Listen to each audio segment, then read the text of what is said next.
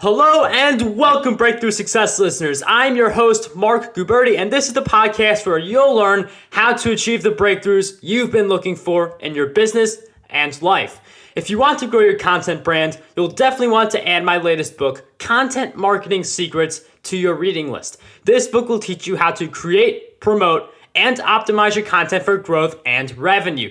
You can get your copy at Mark Guberti, that is Mark with a C. So markguberti.com/book.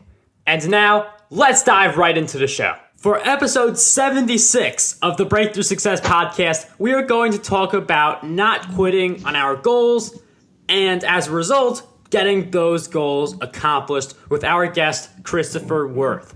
Christopher is the founder and president of No Quit Living, which stands for NQL. So NQL is a speaking, coaching, and training company that focuses on topics such as accountability, goals, time maximization, networking, leadership, sales, personal development, and mentoring. The sought-after keynote speaker is also the host of the No Quit Living podcast, which has been rated as a top 50 business podcast on iTunes. And now it is my pleasure to welcome Christopher to the show. I appreciate you having me here. It's an honor. Christopher, it is such a pleasure to have you on the Breakthrough Success podcast today. And before we go deep into not quitting on our goals, but instead getting our goals accomplished, I love to get some backstory. So why did you start NQL? So I played college basketball and tennis, and then I coached AAU high school and college basketball. And there was a part of my life a couple years ago when I was subscribed to, at the time, probably 6 or 7 different quotes of the day. And one of the quotes I came across was a quote by Dr. Norman Vincent Peale, "It's always too early to quit." And it just stood out to me. And it was a couple years later when I got certified as a speaker, trainer, coach through the first ever John Maxwell certification program. And I launched my coaching, speaking, and training business. And for me, the whole MO behind my company is that there's so much negativity out there today in the social media world, in the regular media, whether it's print ad, television, or radio. And we just want to be that place where people can come to get motivated, inspired, and the emphasis is just not giving up on yourself or your dreams and your goals. And I think the success that we've had over the last year and a half has been remarkable just because so many people love the idea and the concept. And it's just something that just means a lot to me. And if I can impact one person's life every single day, or if I can connect somebody to every single episode of our podcast, that's just the best thing of what we do and why we do it.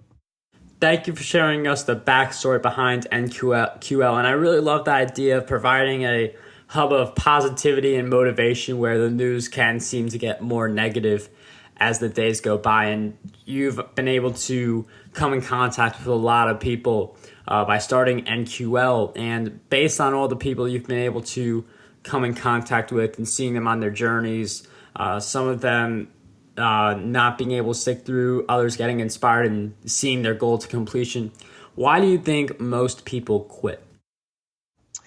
I think it's a great question that I get asked quite often, and I don't have one specific answer because there are different reasons and there are different things that people quit. But I think if I had to generalize it, I would say that the reason people quit is they don't achieve the success that they're looking for when they want to. So, for example, whether it's a business launch for a new venture, whether it's losing weight, whether it's getting out of debt, whether it's finding that perfect person. I think what happens is people have a goal with a end date, whether it's a month, a week, a year, and as they get closer to that goal date, they don't, or they haven't attained the success, so they give up. And I think the one thing we tell people all the time is take your big goals or your large goals and break them down into smaller bite-sized goals. So, for example, if you were going to lose, let's say, 30 pounds, if you look at that 30 pounds as a large number, it seems pretty daunting.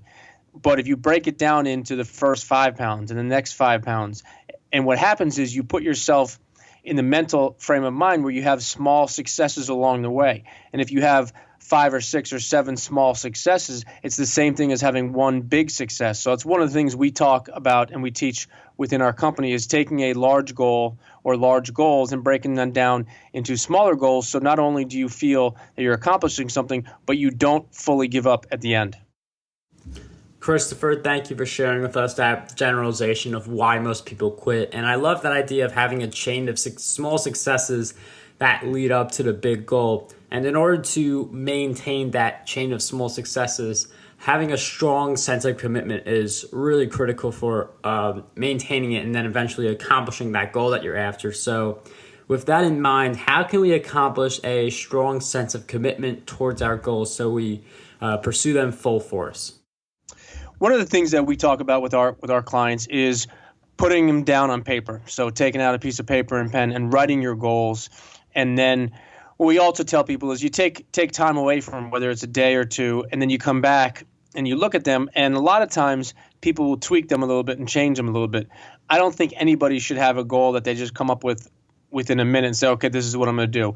Now, on the flip side, I don't think you should also spend days and upon weeks going through your goals. Some of them you will, but the reality is if you put something down on pen and paper, that's the first step of actually putting it into action. And the second thing we talk about all the time is committing that goal verbally to somebody else. And statistics out there, and I'm not going to throw out a lot of statistics because I think it's difficult to really say which ones are 100% accurate, which ones have kind of been changed or tweaked. But the reality is, if you write down a goal, you have a higher percentage of accomplishing that goal if you didn't write it down. And then if you take it to the next step, and if you tell somebody else about that goal, not only about the goal, but also if there is specifically an end date, you have an even higher chance of accomplishing that goal. So as we work with our clients and potential clients, the things we talk about are giving you and putting you in the highest percentage chance of accomplishing your goals. And those two things right there give you a much higher percentage of chance of accomplishing your goal. Now, it doesn't mean that you're definitely going to accomplish your goal, but it puts you in not only the right frame of mind, but it gives you a leg up on actually accomplishing your goals.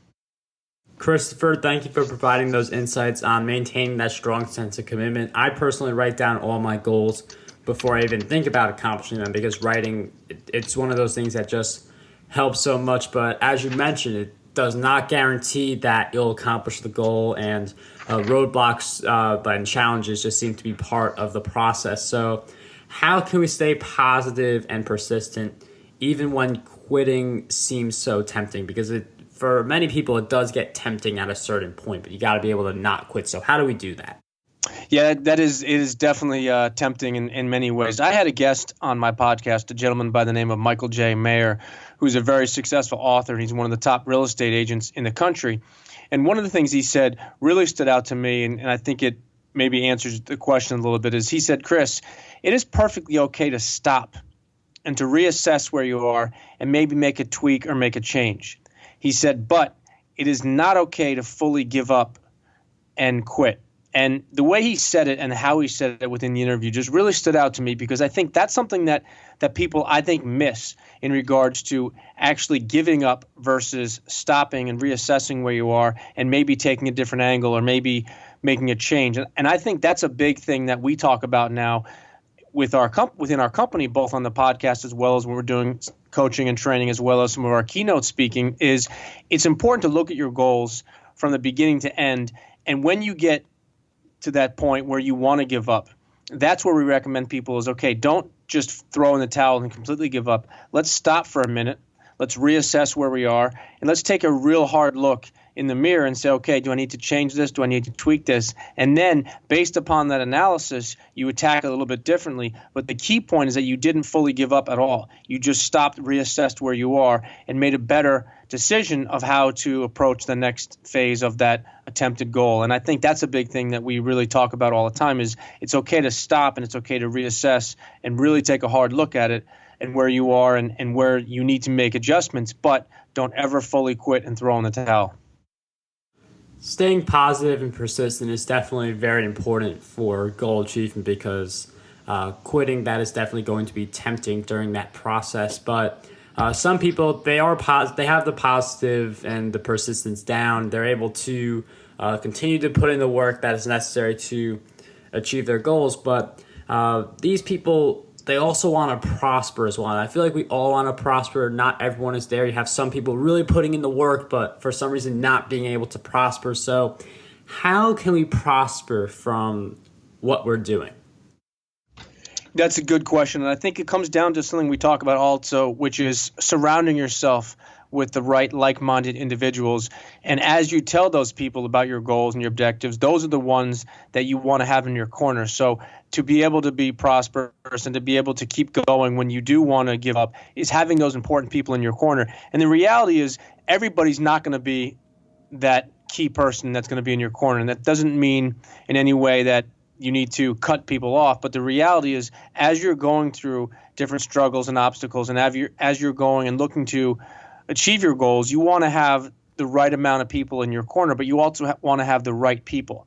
It's not about quantity, it's more about quality. So for us, we talk about having those right people that are those positive influencers, and what we call are those people that are elevators, not as far as an elevator, meaning taking you from one floor to the next, but an elevator in a sense that they elevate you by their positive approach. And maybe you're having that day where you don't think you're going to be prosperous, or you don't think your goal is going to really come to fruition, and you jump on the phone with them or jump on a Skype call, or even maybe grab lunch or coffee and just say, hey, I'm struggling here a little bit. Do you have any advice or suggestions? And as long as you have some of those good people in your corner, it's going to allow you to be more prosperous. And a lot of times it's going to allow you and help you to keep going, especially when you feel like you want to give up, and maybe when you feel like it's not a good idea, or maybe this business venture is not going to come to fruition. Having those key people in your corner at the right times sometimes make all the difference between a company or a success being somewhat successful or a company being truly successful. Christopher, thank you for sharing those insights on how we can prosper from all of the work that we're putting in. And when we do talk about putting in all the work, the amount of work that we're able to produce and share with the world is dependent on how we're able to utilize our time. So in order to increase our output and increase the value that we provide, how can we maximize our time so that we're able to get more done?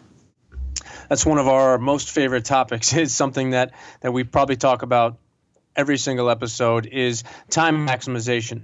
And the reality is I can't give you more than 60 minutes per hour. I wish I could, because if I could, I'd be a multi-billionaire, and we wouldn't be having this conversation because I'd be sitting off on my own island somewhere. Let me in on that secret. We'll go in 50-50. But one of the things we realized when it came to time maximization is if you can control the time better, if you can control the time more efficiently, you can get a better output. And it's not that you're changing the input, meaning you're going to do 2 hours worth of work in 1 hour. What it is we found that a lot of people get distracted pretty easily. So one of the things that we talk about with our time maximization is putting your phone and or your tablet or your computer on airplane mode, or sometimes just turning off your computer and going into a different room and having a timer, or putting a stopwatch out, or using the timer on your phone and setting it out where it's the right amount of time for you. So for me personally, it's 45 minutes. So I'll go into the conference room that's right next to my office, and I'll put my phone on airplane mode, and I'll set my timer for 45 minutes. And I will do that most important thing for that 45 minutes until I'm done. My phone won't vibrate. It won't make any noises. I won't check email. I am focused on that 45 minutes. And if I myself can focus on 45 minutes, the way I reward myself is I will then use the next 5 or 10 minutes to catch up on emails, or maybe call a friend, or a lot of times just go across the street, grab a water or something, and just go for a quick walk. The other thing that we talk about when it comes to time maximization, and I'm not in any way perfect on this, but I'm definitely getting better, is we try to teach people to check their email less frequently. And the reason I say that is the average person checks their email from the minute they wake up, the first thing they do, almost until the very last thing they do at night. And they check it constantly, every 5 minutes, every 10 minutes. And I was talking to someone yesterday at doing a speaking event, and the reality is if your house was burning down, or if somebody got in a car accident, or if there was a family member or a child that needed your help, they're not going to open up their phone or their computer or their tablet and send you an email and say, dear so-and-so, my house is burning down. Would you mind calling the fire department? They're going to pick up their phone and they're going to call you.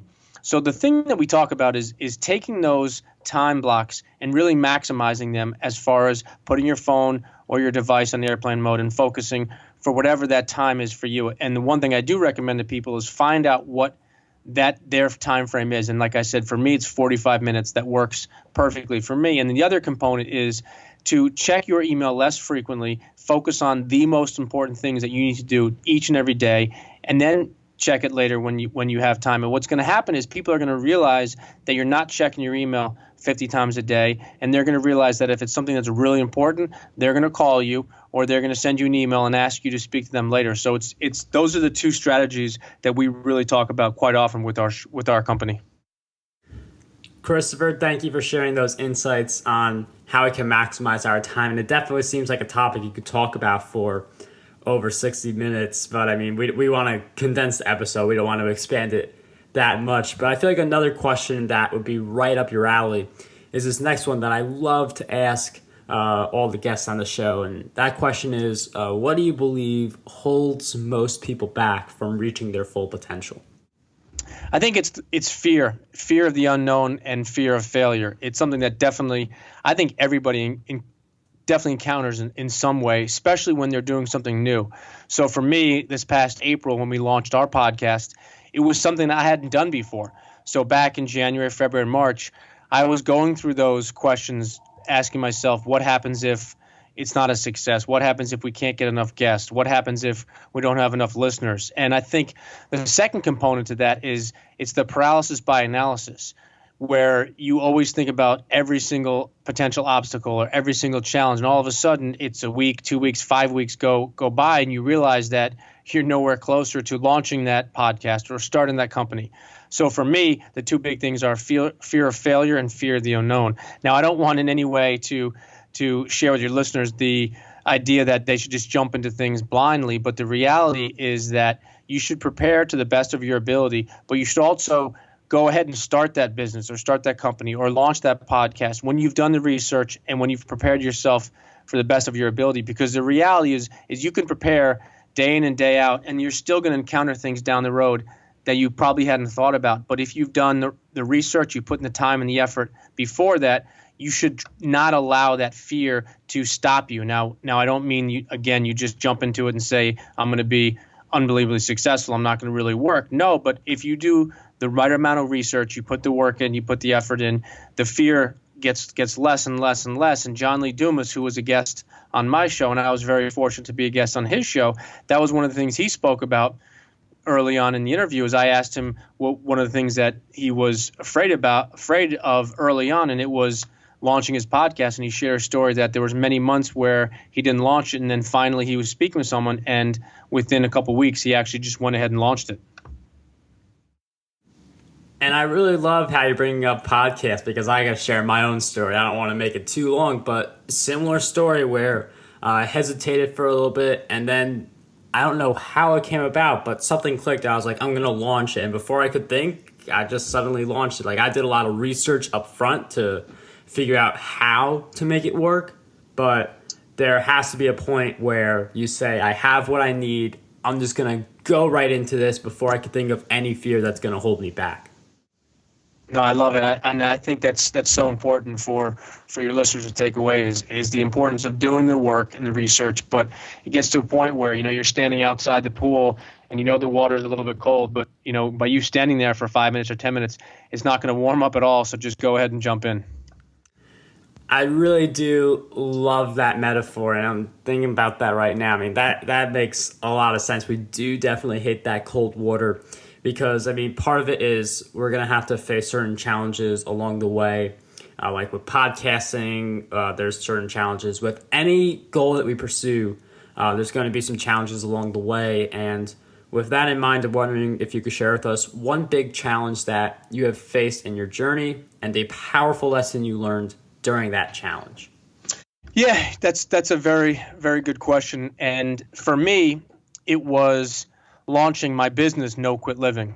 And the reason it was challenging was it was something that I had never done before, similar to podcasting. And for me, it got to a point where I just realized, I took a look in the mirror and I realized that nobody was going to do it for me. I had people that helped me along the way. I still have people that help me that are mentors of mine. I actually have my own coaches as well. And I just realized that nobody was going to do it for me. And it just got to a point one day where I kind of looked in the mirror, and it wasn't a moment where specifically I can tell you at 3:25 on Tuesday afternoon it hit me, but it was reading a couple things, listening to a couple different podcasts, and I just realized that it had to be up to me to go ahead and make it happen. And within the next 2 or 3 weeks after that, I'd actually launched my company. And to your point about the cold water and the obstacles that we face, I realized that at the time I had to take a hard look in the mirror and not only launch and go ahead and put everything into action, but for me, I had to make a tough decision of my must-haves versus my wants. And that was something that really stood out to me in the sense that there are things that I must do each and every day. And for my business and launching it, there were things that I had to do. And there were other things that I wanted to do. And I realized that until I had to do the must-haves and until I really focused on doing those first, I wasn't going to worry about the things that I wanted to do because they weren't going to get me to the next level. They weren't going to get my website up and running. They weren't going to get the business cards ordered. They weren't going to get all that stuff into action. And for me, I also at the time created a 2-page sheet that I use each and every day. I do it in the morning and I do it in the evening, and I lay out my day with my priorities and what I need to do and what I want to do. And for me, it was right around the turning point when things begin to happen in a positive way. And I also realized the two biggest words we use in our company are accountability and self-accountability. And those have been some of the things we speak about most often on stage as well as with our coaching and training clients. And at that point, I realized that I had to become self-accountable, and I had to become more accountable to myself than anybody was going to hold me to. And that's really where the company started to launch. And then it was quickly after that when we also thought about the podcast idea. And then a few months after that, we actually put it into action and we launched as well. So those are some of the interesting perspectives that I had during those. I wouldn't say specifically just tough times, but it was tough times in the sense that, you know, I had some tough conversations with myself where I said, you know what, if I'm going to do it, I got to do it now. Christopher, thank you for sharing with us that big challenge you faced and the powerful lesson that you learned. And we do have to have those conversations with ourselves in order to initiate action. So I'm very happy that you brought that up during this episode. And another thing that I'd love to talk about is this is something I ask a lot of people on the show. I'm a really big bookworm, which means I'll read anywhere from 10 to 30 books every month, depending on how much time I have. So what are 3 great books that you could think of that would have a really big impact on our businesses? Well, kudos to that. I am a book nerd myself in the sense that I love to read, and I think it was early on in my career when I really jumped into the whole personal development world. So for me, there are a couple books that come out. Obviously, I'm sure this has been mentioned many times. Think and Grow Rich by Napoleon Hill, I think, is one of the top books out there as from a business perspective and also from a personal development perspective. The other book that I just started reading, which is fascinating, is Principles by Ray Dalio. I would highly recommend that to not entrepreneurs, just people in general, the principles he talks about, and he's one of the most successful business people of all time. So that's an unbelievable book. And I have to say, one of my all-time favorites, actually the 10X Rule by Grant Cardone. And the reason I say that is Grant talks very specifically in his book that everything that he achieved actually took him 10 times the effort to achieve it. So, for example, it took him, when he was planning it out, and he was planning his different businesses and launching different businesses, it actually took him 10 times the phone calls, 10 times the meetings, 10 times the research. And what I love about his book is something that I talk about on a weekly basis, is he talks about goals. And most people, what happens when they're not going to achieve their goal or they're not close to it, what they do is they lower their goals and they make an agreement with themselves and they kind of trick themselves saying, oh, you know, I'm not going to be able to accomplish that goal, so I'll lower it a little bit. And he talks about is exactly the opposite. What you need to do is you need to massively increase your activity and you need to massively increase your input so you can achieve that output that you're looking for. And those are 3 books that I would definitely recommend to your listeners. Christopher, thank you for those 3 awesome book recommendations. And before we get to the part where you can share with us more about where we can find you on the web, such as No Quit Living and some of the other things that you have, you mentioned earlier about having those tough conversations with yourself. And I'm sure that you've seen others have those tough conversations. You've helped people who've been having those tough conversations about during the challenge continuing and not quitting. So with all these conversations that you've had and you've seen other people have, what is one question you believe we need to be asking ourselves more often? That's something that I don't get asked enough, and I wish I was asked it more, because it's something that some of my mentors have taught me is, and one of the best questions is, I'll ask a client as we're sitting down, we're going through some of the coaching or training with a company, and I'll just flat out ask somebody, are you willing to put in the effort that's going to be required to achieve your goal? And everybody automatically says, yes, of course. I haven't had anybody that said, no, I'm not initially. But my follow-up question, similar to the Grant Cardone book, is what if, for example, Mark, you're planning on 40 hours a week working on your new business venture? What if I say to you it's going to take 50 to 60 hours per week for the next 10 weeks? Can you commit to that? And that's a question that you can ask in different ways. But the reality is, and it's not a critique, nor is it a fault of anybody's, but people don't look at a lot of the time associated with doing different things. And it could be a 9-to-5 job. It could be in school studying. It could be trying to get into college. There are so many overlapping similarities. But what I ask people very simple is, are you willing and are you really committed today to put in the time and effort that it's going to take to achieve your goals, knowing that, again, it could be twice or 3 times or an extra 4 hours today and an extra 3 hours tomorrow. And by asking some of those people some of those really specific questions, you get a really candid response, and you can see pretty quickly how willing and how committed people are. And it's not a fault and if someone's not fully committed now. And what I tell a lot of clients is, if you don't think right now you can commit to launching this podcast because of family or because of kids, then what I would recommend is you holding off until you're ready. And it's not that I ever want to be negative with people, but I want to be very clear, because I want to make sure that they understand what they're getting into. So for me, that's a very significant question, but it's a very simple question that has a profound answer if you really and truly answer it honestly. Christopher, thank you for providing us with that great question that comes from the first question about, are you willing to put in the work? And then asking that variation question that really gets the essence of, are you willing to go the extra mile, or in Grant Cardone's case, 10xing the amount of effort you think you'll have to apply? So thank you for sharing that great question with us.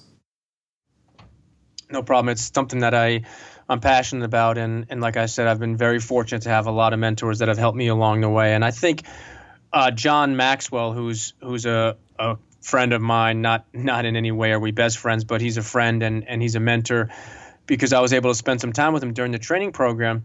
But he talks about all the time is that great leaders ask great questions. And I think that's something that I'm trying to learn, and something too I'm trying to improve on each and every day is by asking those great questions, you're going to get great answers. And for me and for you, having a podcast and being a podcast host, and you do an excellent job at what you do, is you can always improve the type of questions and how you ask them. So I think that's something for me personally that I'm always looking to improve on myself. Chris, thank you for sharing that final tidbit with Breakthrough Success listeners. And I do believe, I think about this each time I'm crafting the questions. I have to ask the right question to get as much insights from the guest as possible. And you provided some really amazing insights throughout the show. And some people will want to learn more about you and where they can find you on the web. So for all the Breakthrough Success listeners wondering, where can we find you on the web? Yep. So the easiest place is noquitliving.com. That's our website. We have a Facebook page, which is just facebook.com/noquitliving. We're also on Instagram. And one of the things that as I mentioned, I'm extremely fortunate to have had some great mentors, is I love connecting with different people. So if any of your listeners have any questions, whether it's with coaching, speaking, training, or even with potentially launching their own podcast, they can reach out to me. My personal email address is chris@noquitliving.com. Once again, that's chris@noquitliving.com. And I look forward to hopefully connecting with some of your listeners, because to me, that's the best part about this world and this space, is it's so easy to connect with people. And then if anybody wants to check out our podcast, you can search it on iTunes. It's just under the name No Quit Living, or on Stitcher Radio or Google Play. So for us, it's pretty simple, and we're really appreciative of everybody that reaches out to us. All right, Breakthrough Success listeners, you can find those links and the show notes at markgilberti.com/E76. Christopher, it was such a pleasure to have you on the Breakthrough Success podcast. I appreciate it. Thank you. To never miss an episode, don't forget to subscribe to the podcast on whatever player you are using. If you are a regular listener and haven't done so already, I would greatly appreciate it if you could give this podcast a review or a rating. Two ways you could do this are through markgilberti.com/iTunes or markgilberti.com/Stitcher. That ends this episode. Don't forget, dream big, achieve greatness, and unlock your potential today. Want your tweets get retweeted to my 360,000 Twitter followers? All you have to do is say something nice about the Breakthrough Success podcast and include the link markgilberti.com/iTunes.